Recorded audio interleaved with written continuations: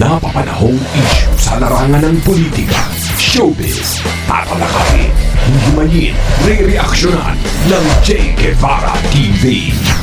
Che Guevara TV nga po pala, isang reactor ng mga viral issue na nagaganap dito sa Pilipinas. Sa ano lang na pondo. Magkikita po tayo sa korte. Puta na, high blood ka na agad. Hindi pa nga nagsisimula. Easy ka lang, Attorney Roque. Bakit high blood ka na agad?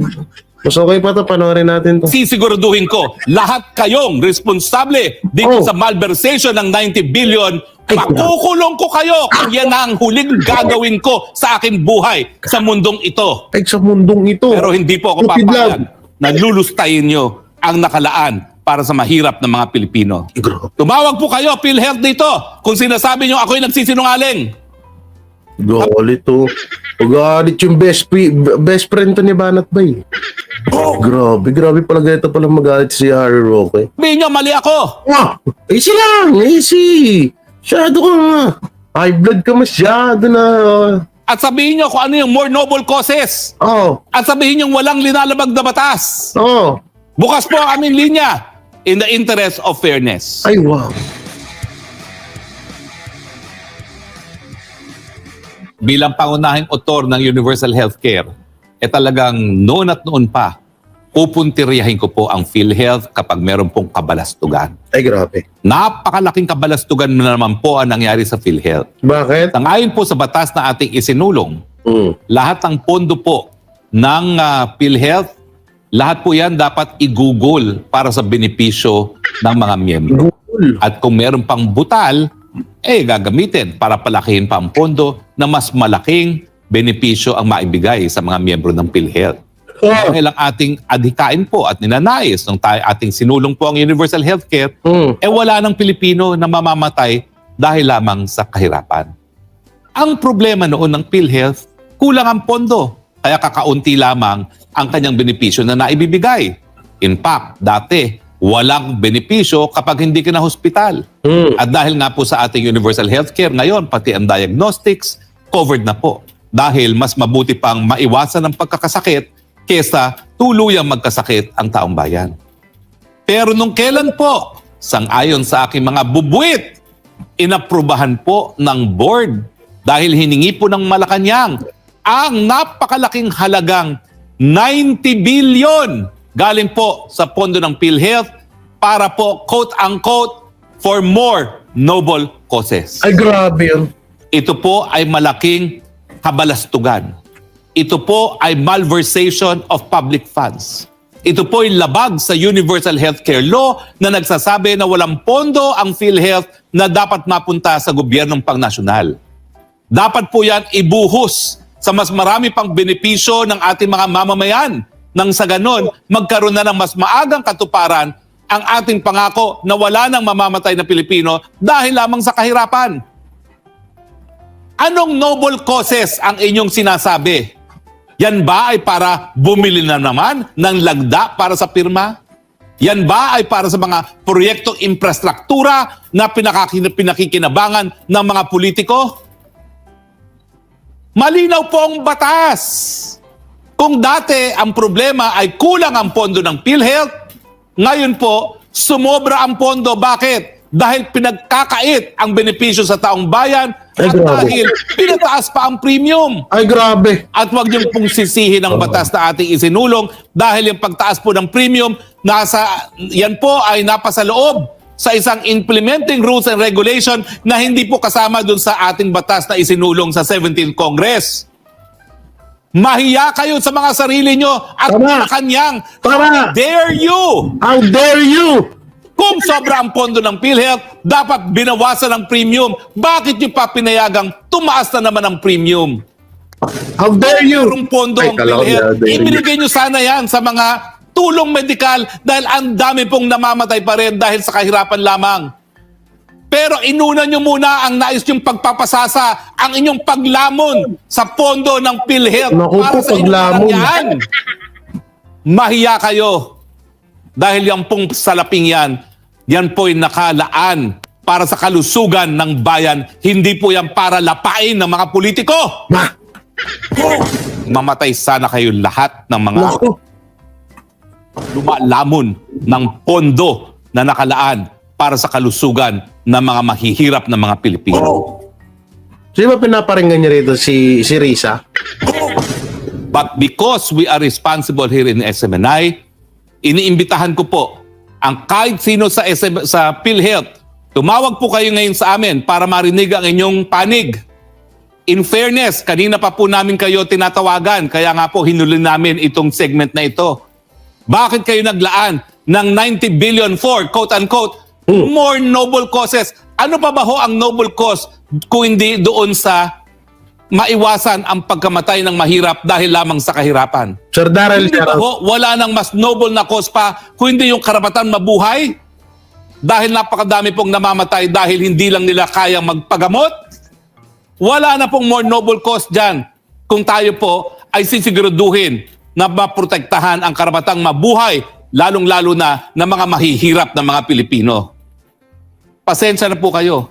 Wala pa ako sa gobyerno. Talaga po, binabantayan ko na yung PhilHealth na yan. Lalo na nung naisulong natin ang universal healthcare. Hindi pa ba sapat na mga patay nakakakuha ng dialysis benefit? Hindi pa ba sapat na yung hindi kinakailangan ng katarata ay binibigyan ng katarata operation para lamang makasingil? Hindi pa ba sapat yung anomalya na nabibigyan kayo ng grocery para magka-confine sa hospital lang kayo ay makakolekta sa PhilHealth? Ngayon, kayo mismong namumuno sa PhilHealth ang naglustay ng salapi ng PhilHealth para sa mga most noble causes na pinagbabawal naman sa batas. Yan ang lahat na nga lang ng ano ngayon lahat ng bawal sa batas, inaaprubahan. Tapos yung mga nasa batas, ayun yung dinidisagrihan. Lupit, no? problema sa administrasyon nito. Akala nyo, you are above the law. Pag hindi nyo po binawi ang resolusyon na yan, didemanda ko kayong lahat. Naku Dahil po. yan po ay balakid sa pagiging tagumpay ng ating kaisa-isa pinaka-importanting batas na isinulong. Yang universal healthcare po, kung ako'y bukas, tatawagin na ng Panginoon at tanungin ni San Pedro anong nagawa ko dito sa planetang ito nung ako'y nabubuhay, universal healthcare. Dahil yan po ay nasa Biblia rin na bigyan ng tulong ang mga mahihirap. How dare you? Iboto natin sa presidente. Misappropriate. Napakalaking halaga. 90 billion pesos for Grabe. more noble causes. Ano yan? Sa mga aktibidades ng First Lady? Ano yan? Pang-ayuda na naman? Para kay Speaker? Swaker! Hindi naman kayo nangilabot? Ang dami-daming namamatay dahil sa kahirapan? Tapos yung pondo na dapat ibinigay sa benepisya, ibibigay niyo pa sa mga ibang mga quote-unquote noble causes? Eh baka Attorney Harry Roque, baka yung 19 billion na yan ay pangbayad yan sa mga ano, sa mga vlogger. O kagaya nito, baka dito napupunta yan, no. Oh, eto no, basahin natin, no. Kapatid ni Banat Bay na si Coach Oli takoli sa isang babae sa video call. Nagano daw, ito na, ano namang issue to? Hoy, Chris Ulo, ano namang issue tong ano naman to? Ano namang pinaglalaban mo? Ito yung thumbnail niya, oh, yan, oh. Oh. Yung in-interview daw ni, bali nagano daw, banatan kaya ni Banat Bay ang kapatid niyang si Coach Oli. Coach Oli, pinag-judges Judson daw si Putangin na mga ayop tong mga vlogger ng tanso no? Puro ano na lang sila ngayon puro chismis. Ito yung si Maharlika, ito yung kay Maharlika. Putangin na kapag chismis nga naman. Puro chismis yan, no? Putangin na, lupit. Puro chismis na puro chismis na content. Hoy, Chris Ulo, putangin na ka. Kawawa naman yung pamilya mo. Ang pinapakain mo sa pamilya mo, puro galing sa pang-chichismis. Kawawa lang mga nito. Akala ko ba mayaman ka? May NBI biyanan mo. Hingi ka na lang kasi doon. Panoorin nga natin. It needs to be corrected publicly. Wala ka naman ibang napansin kung hindi ibang tao eh. Galit na galit, oh. Ay, galit na galit yung vlogger na to kay Banatbay. Wala ka naman ibang napansin kung hindi ibang tao eh. Napansin mo na ba sarili mo, Banat Bay? Ikaw ba, napansin mo ba yung sarili mo? Ulo. Sasabihin niya pa rito, binabanatan niya raw yung sarili niya. Kahit ako, ayaw kong gawin yun eh. Ano tayo mong gawin? Para magising ka sa katotohanan. Style mo? So that they would change. Hindi, tsaka ito, palagi mo naman binabanatan sarili mo. Alam mo kung bakit? Paano ko nasabi na palaging binabanatan mo sarili mo? O yung mga sinasabi mo sa Duterte, ikaw yun eh. If they do not like to change, it's up to them, not mine. Problema na nila yun. Ganyan salamat sa Pangulo. Naintindihan mo natin? O yung mga MDS naman na sumusunod. So, okay na yan. Man yung i-respond. Hindi, okay lang din. Walang problema sa SMN. Marathon eh. Ang tanginang yun. Susunod ka, Banat Bay, iksian mo lang yung video mo. Minumovie marathon ka. Para humaba yung video, maraming ads. Ng S lang sabihin. Kahit po sila, Ang tagal yo. Asan nga dito? O baka yung nagsalita mga na. taga-SMN, Hindi pa rin nagsasalita. Dito na nga, dito. Oh. Wala pa rin. Grabe naman yan. Oh, dito naman, dito. Ilang minutes na. Oh. Ayun, magsasalita na. Ayan, magsasalita. Yes! Sa wakas. Magsasalita na siya. Magsasalita na rin. Okay. Pakinggan. Daw yung mga taga-SMNI. Paano naging professional yung mga taga-SMNI? Yung isa nga nagbabalita nung nakaraan eh. Ito raw si Machong Panelo, kinontra daw itong si Hindi amok na mas professional naman yung mga taga-SMNA kaysa sa'yo.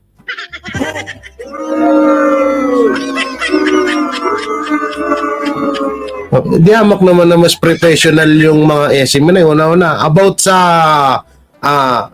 paano mo makilala ang isang tao kung professional o hindi. Halimbawa, katulad nito, ito, si vlogger na pinakamalakas na vlogger sa Tanso, si Chris Ulo.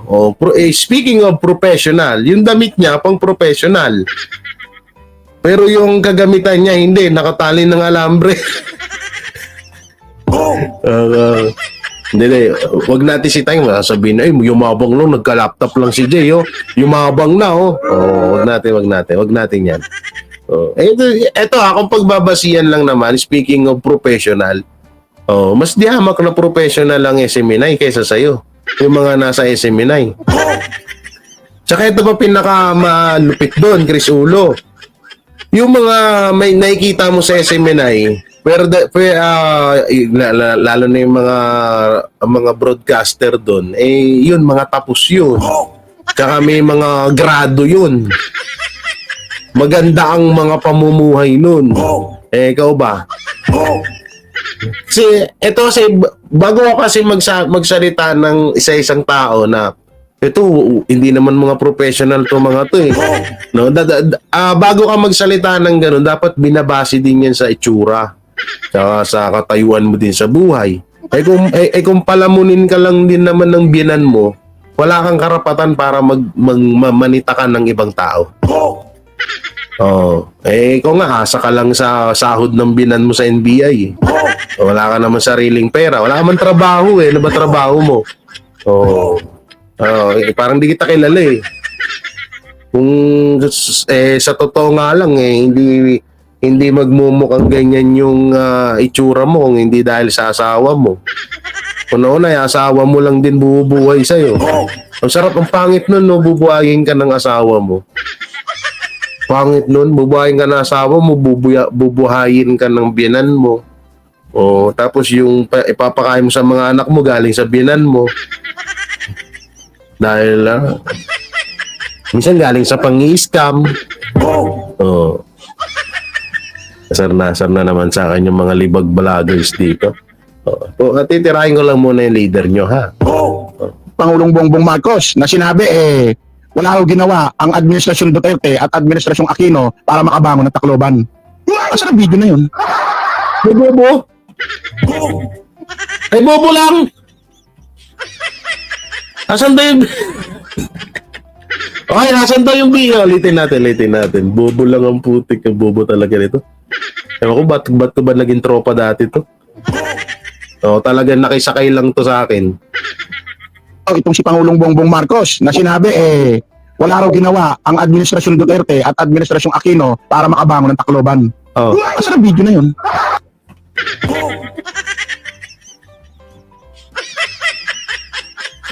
Ang dami dyan ha, hindi mo makita? Punta na, sabi ko sa'yo, research muna bago react eh. Punta na, puro ka react, wala kang ano eh. Sige nga. Putik, didelete ko na itong channel ko. Wow! I-delete, balat ba? May lang naman dito, i-delete niya na daw yung channel niya. Delete ng channel Ito na, tapang-tapang mo. Lul, tigilan mo kami, ulo. Parang di kita kilala. Nasa loob ng wet packs mo yung bayag mo. Tigilan mo ako, di-delete channel mo. Takot. Sabihan mo nga, takot ka eh. Delete mo pa kaya channel mo? Itang ino yan. Siro-uluhan mo, tigil-tigilan mo Kaya lumalaki ulo ng mga manonood mo. Delete channel daw pag lokal mo talaga kaya nyo gawin.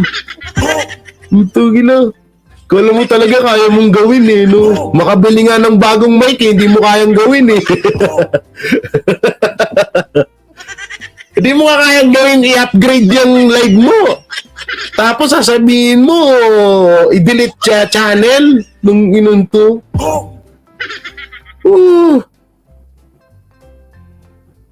Hindi yung stop pinagsama. Wala akong pakialam dyan sa hayop na yan. Tapos nila gawin sa pamilya ko yung ginawa nila. Hindi ko kakalimutan habang buhay yun. Tanginang yun. Hindi ka nga halos hindi mo nga halos may upgrade dyan. Tingnan mo yung mga pader-pader mo dyan, Puro alikabok na yan, Kahit ako magtanggal ako dito ng screen ko, linis-linis ng bahay ko. Utang na yan. Tapos sabi mo, magdi-delete ka ng channel mo. Yabang no? Hirap sa'yo, puro yabang, parang di ko kilala hamon-hamon ka nga nasuntukan dun sa Tape Incorporated na cameraman. Ako yung sinangkalan mo. Saka nakakita. Ayop na yan, naghamon siya. Suntukan sa harap ng Tape INC sa Tape Incorporated. Sabi niya.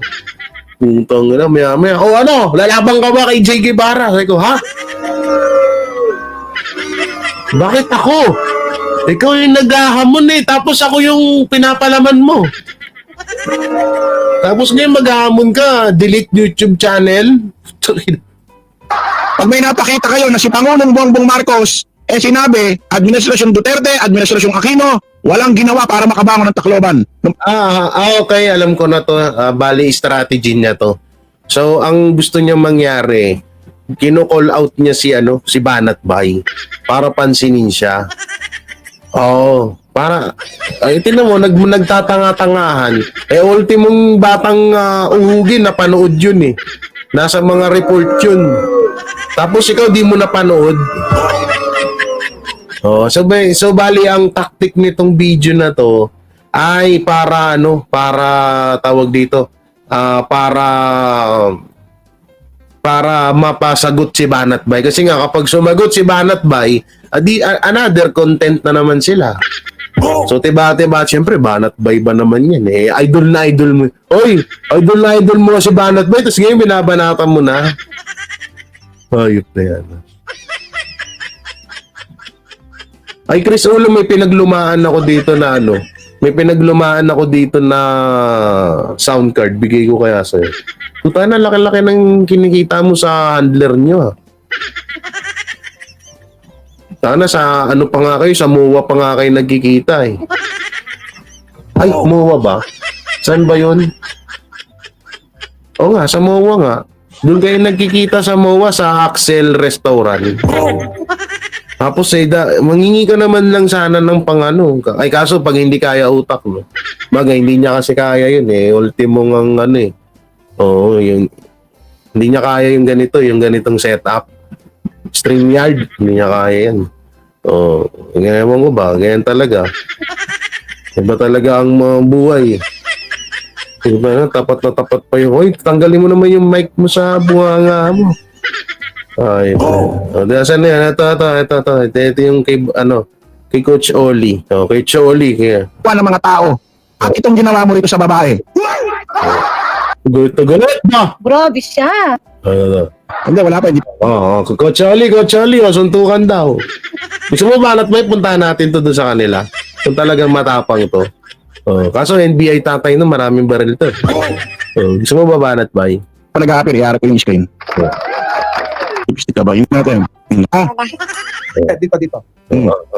Wala kang boses. Wala kang boses. Ayun yung babae, ha? Pangalan ko talaga. Ano pa habang ako? Binanggit ka ni Ninyo eh. Andali, ibalik lang natin. Ano naman? Lagi na naman ako? Ikaw talaga. Andali, si Ninyo. Andali ha. Tangin na. Hirap na hirap ka na, hoy.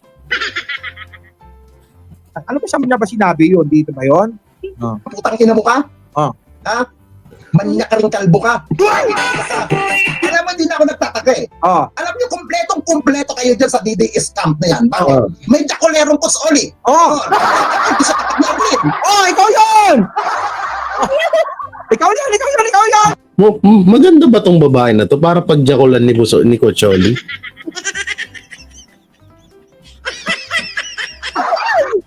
Totoo. Ito ha. Maganda ba yung babae na yan? Ba't parang puro pangal lang naman yan ha? Ang tanong. Unang tanong! Saka kung pinagganunan siya, di sana ni-record niya, tapos pinost niya. Tapos, may ebidensya. Tapos tong chismoso talaga ng mga Kaya pala napunta sa ganito ang usapan. Kaya, bakit? Banggit pala ito si Ninyo, Barsaga kanina. Tapos, Sa Arlene. tapos, Sakto nanonood pala kay Mike kanina, kay Mike Cervera. Ngayon, pinakit niya sa live niya. Ito na istorya. ito na yung storya. Tagal Okay. Pakinggan natin ha. Kasi ito na mismo. Ba't kaya ganun, no? Jared, Chris Ulo, Mike Abe, iisa lang. Nakikita naman namin, kinukwento mo pa. Babae, nagsalita eh. Ano natin? Ito mismo yung babae. Kababayan, yung ating Ano namin, ayan nga yung babae. Sinabi na dun sa una eh. Pinahaba mo lang eh. ay walang iba kundi si Arlene kayo mang Ano to, Coach Oli? Wala ka na bang ka-taste-taste, Coach Oli? Pinagjakulan mo tong babaeng puro pa nga? Sana di hamak na mas gwapo ka sa akin, Coach Oli. Pero sana naman, sana di ako naniniwala dito, Coach Oli, kasi na parang filter lang yung kaya pumuti itong babae dahil sa filter. Tapos pinagjakulan mo daw.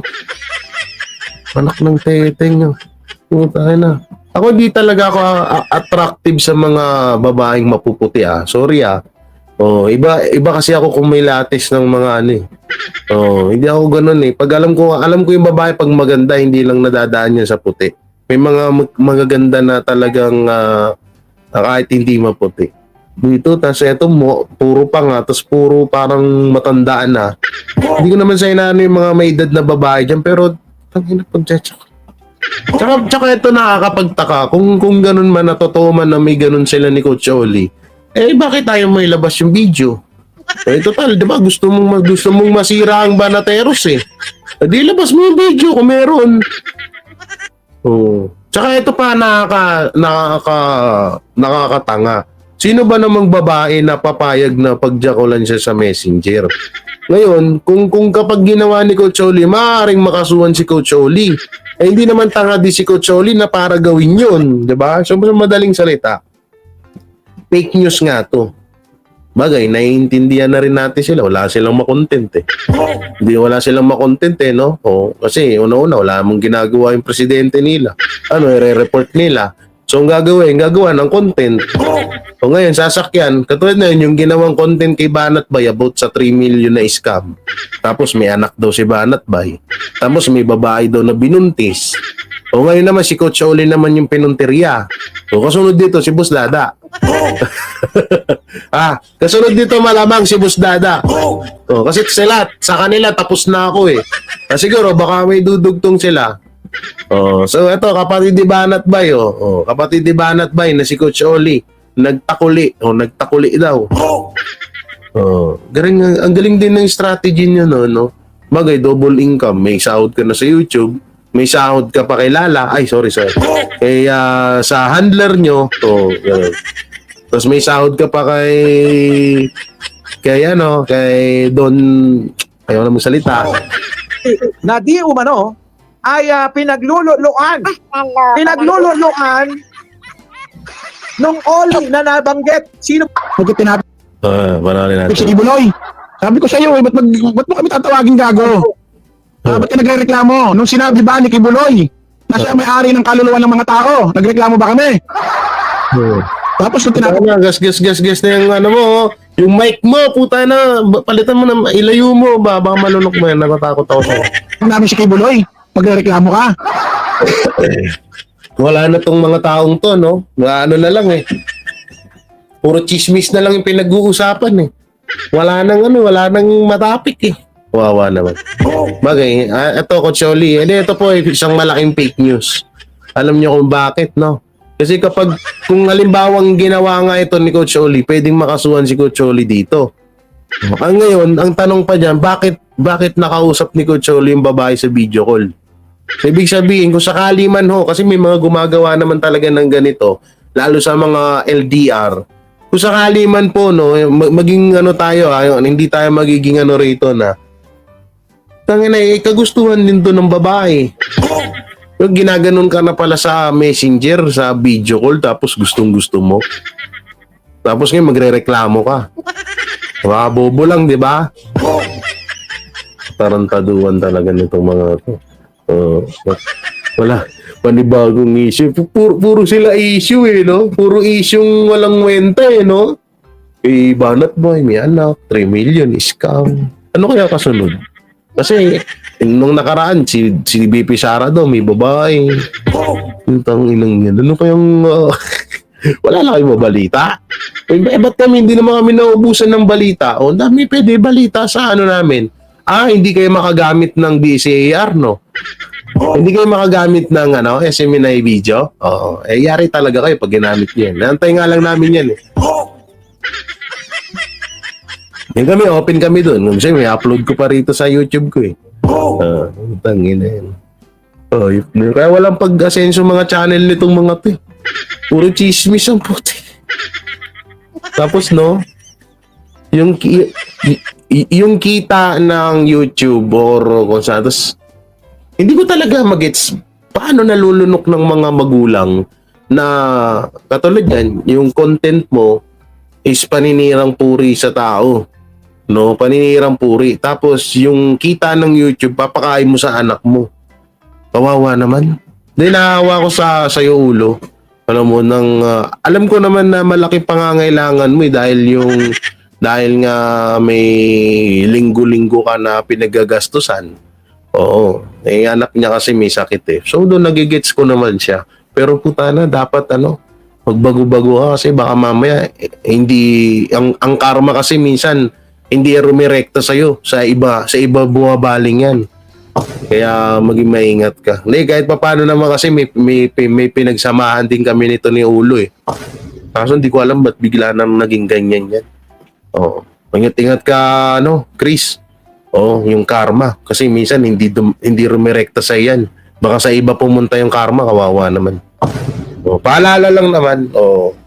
Kasi yung mga ganyang ginagawa nyo, na yan wala na sa ayos yan nandun na tayo, malaki revenue, malaki views. Kayo na malaki revenue at views. Kami na yung walang masahod. Pero okay na ako dun. Sa kapiranggot na sinasahod ko dito sa YouTube, at least malinis yung konsensya ko na may pakain ko sa mga kapatid ko yung kita ko dito. Hindi sa pangbabalauran na ibang tao. Nakakawa lang ako sa pamilya mo kasi pinapakain mo sila ng pera na galing sa pambabalaura. Sabihan mo rin niya sa mga kasamahan mo, kawawa. Bagay, ang pera naman pag nagsipag kay, magtrabaho ka kaya ulit. Trabaho ka kaya ulit. Ikaw kasi malis ka kaagad Trabaho ka ulit, mag-ano ka yung, kaya mag-assistant ka sa biyanan mo na NBI. Pag mag-lookout ka, malaki naman mata mo eh. Mas malakas ang sahod dun sa lookout. At least yun, marangal na trabaho. Oo, hindi yung hindi yung tawag dyan, hindi yung katulad niyang ginagawa mo na chismis, pinagjakulan, ganito, ganyan, may asawa, may scam, ganito. Tapos papakain mo sa anak mo, kawawa naman. Oo.